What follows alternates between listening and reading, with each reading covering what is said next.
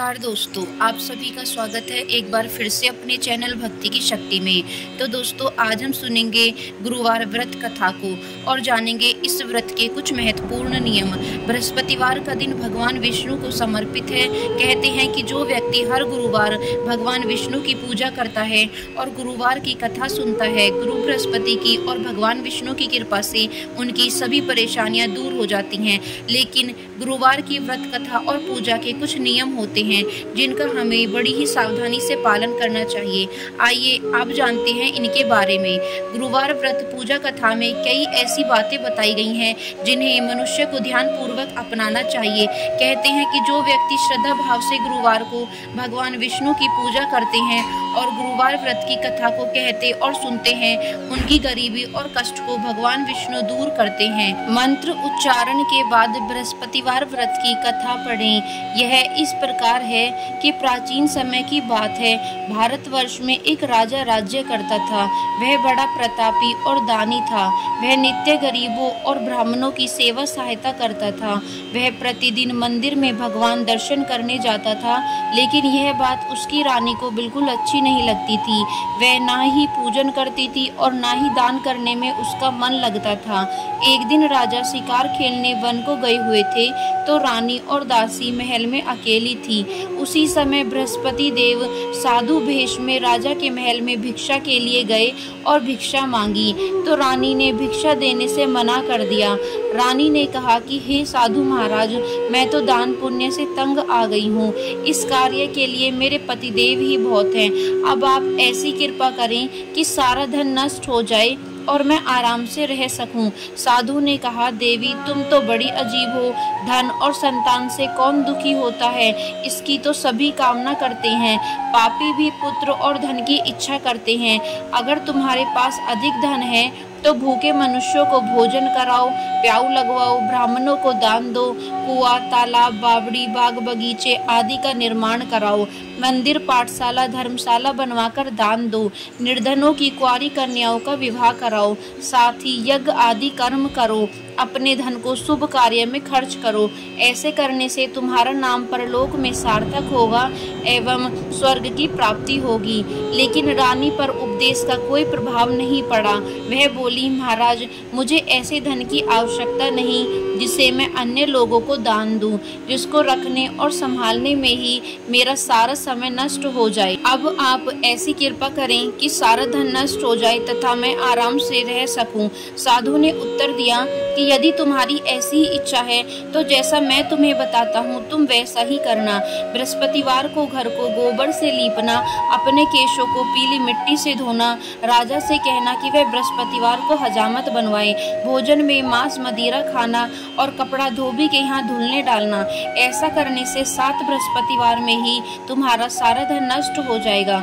इतना कहकर वह साधु महाराज वहाँ से अंतर ध्यान हो गए। इसके बाद रानी ने वही किया जो साधु ने बताया था।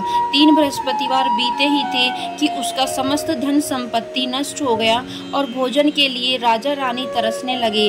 तब एक दिन राजा ने रानी से कहा कि तुम यहाँ पर रहो, मैं दूसरे देश में चाकरी के लिए चला जाऊं, क्योंकि यहाँ पर मुझे सभी मनुष्य जानते हैं, इसलिए कोई कार्य नहीं कर सकता। देश चोरी परदेश भीख बराबर है। ऐसा कहकर राजा परदेश चला गया। वहाँ जंगल को जाता और लकड़ी काट कर लाता और शहर में बेचता। इस तरह जीवन व्यतीत करने लगा। इधर राजा के बिना रानी और दासी दुखी रहने लगी। किसी दिन भोजन मिलता और किसी दिन जल पीकर ही रह जाती। एक समय जब रानी और दासियों को 7 दिन बिना भोजन के रहना पड़ा तो रानी ने अपनी दासी से कहा, हे दासी, पास ही के नगर में मेरी बहन रहती है, वह बड़ी धनवान है, तो उसके पास जा और 5 सेर बोझर मांग कर ले आ, ताकि कुछ समय के लिए थोड़ा बहुत गुजर बसर हो जाए। दासी रानी की बहन के पास गई। उस दिन बृहस्पतिवार था। रानी की बहन उस समय बृहस्पतिवार की कथा सुन रही थी। दासी ने रानी की बहन को अपनी रानी का संदेश दिया, लेकिन रानी की बहन ने कोई उत्तर नहीं दिया। जब दासी को रानी की बहन से कोई उत्तर नहीं मिला तो वह बहुत दुखी हुई, उसे क्रोध भी आया। दासी ने वापस आकर रानी को सारी बातें बता दी।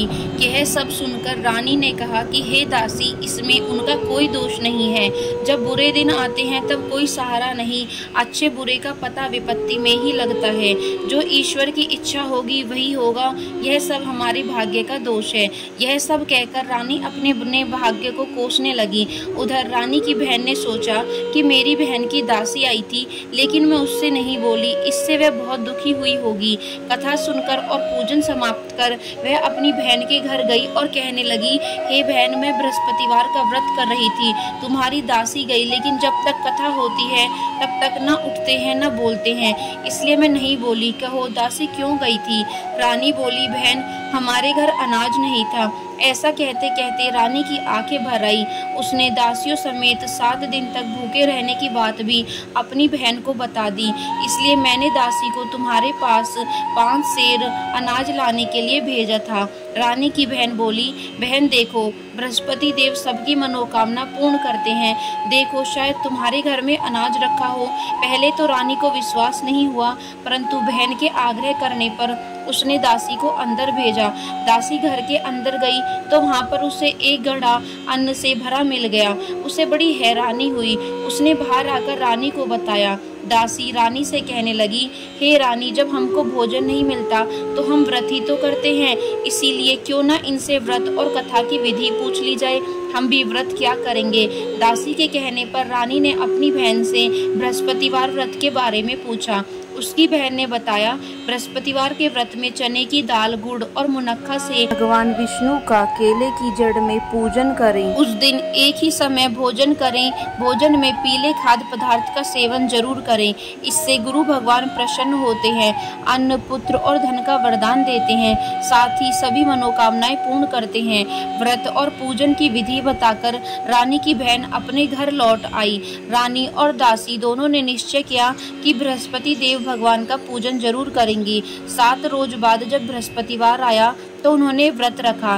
गुड़साल में जाकर चना और गुड़ बीन लाई तथा उसकी दाल से केले की जड़ तथा भगवान विष्णु का पूजन किया। अब पीला भोजन कहाँ से आए?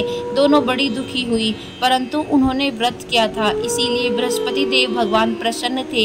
एक साधारण व्यक्ति के रूप में वे 2 थालों में पीला भोजन लेकर आए और दासी को देकर बोले, हे दासी, यह भोजन तुम्हारे और तुम्हारी रानी के लिए है, इसे तुम दोनों ग्रहण करना। दासी भोजन पाकर बहुत प्रसन्न हुई। उसने रानी से कहा, चलो रानी जी, भोजन कर लो। परंतु रानी को भोजन आने के बारे में कुछ भी नहीं पता था, इसीलिए उसने कहा कि जा तू ही भोजन कर, क्योंकि तू व्यर्थ में हमारी हंसी उड़ाती है। तब दासी ने कहा, एक व्यक्ति भोजन दे गया है। तब रानी ने कहा, वह व्यक्ति तेरे लिए ही भोजन दे गया है, तू ही भोजन कर। तब दासी ने कहा कि वह व्यक्ति हम दोनों के लिए 2 थालों में सुंदर पीला भोजन दे गया है, इसलिए मैं और आप दोनों ही साथ साथ भोजन करेंगे। यह सुनकर रानी बहुत प्रसन्न हुई और दोनों ने गुरु भगवान को नमस्कार कर भोजन किया। उसके बाद से वे प्रत्येक बृहस्पतिवार को गुरु भगवान का व्रत और पूजन करने लगी। बृहस्पति भगवान की कृपा से उनके पास धन हो गया, लेकिन रानी फिर पहले की तरह आलस्य करने लगी। तब दासी बोली, देखो रानी, तुम पहले भी इस प्रकार आलस्य करती थी, तुम्हें धन को रखने में कष्ट होता था, इस कारण सारा धन नष्ट हो गया। अब गुरु भगवान की कृपा से धन मिला है तो फिर तुम्हें आलस्य होता है। वह बड़ी मुसीबतों के बाद हमने यह धन पाया है, इसीलिए हमें दान पुण्य करने चाहिए। अब तुम भूखे मनुष्यों को भोजन कराओ, प्याऊ लगवाओ, ब्राह्मणों को दान दो, कुआं, तालाब, बावड़ी और बाग बगीचे आदि का निर्माण कराओ, मंदिर, पाठशाला और धर्मशाला बनवाकर दान दो, निर्धनों की कुंवारी कन्याओं का विवाह कराओ, साथ ही यज्ञ आदि कर्म करो।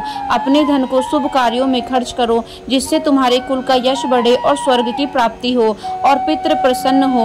दासी की बात मानकर रानी शुभ कर्म करने लगी, उनका यश फैलने लगा। एक दिन रानी और दासी आपस में विचार करने लगी कि ना जाने राजा किस दशा में होंगे, उनकी कोई खोज खबर भी नहीं है। उन्होंने श्रद्धा पूर्वक बृहस्पति भगवान से प्रार्थना की कि राजा जहाँ कहीं भी हों शीघ्र वापस आ जाएं। उसी रात्रि को बृहस्पति देव ने राजा को स्वप्न में कहा, हे राजा, उठ, तेरी रानी तुझको याद करती है, अपने देश को को लौट जा। राजा प्रातःकाल उठा और जंगल से लकड़ी काटने के लिए जंगल की ओर चल पड़ा। जंगल से गुजरते हुए विचार करने लगा कि रानी की गलती से उसे कितने दुख भोगने पड़े। राजपाट छोड़कर जंगल में आकर रहना पड़ा। जंगल से लकड़ी काटकर शहर में बेचकर गुजारा करना पड़ा और अपनी दशा को याद करके व्याकुल होने लगा। उसी समय राजा के पास बृहस्पति देव साधु के वेश में आकर बोले, हे लकड़हारे, तुम इस सुनसान जंगल में किस चिंता में बैठे हो, मुझे बतलाओ। यह सुन राजा के नेत्रों में जल भर आया। साधु की वंदना कर राजा ने अपनी संपूर्ण कहानी सुना दी। महात्मा दयालु होते हैं। वे राजा से बोले, हे राजा, तुम्हारी पत्नी ने बृहस्पति देव के प्रति अपराध किया था, जिसके कारण तुम्हारी यह दशा हुई। अब तुम चिंता मत करो, भगवान तुम्हें पहले से अधिक धन देंगे।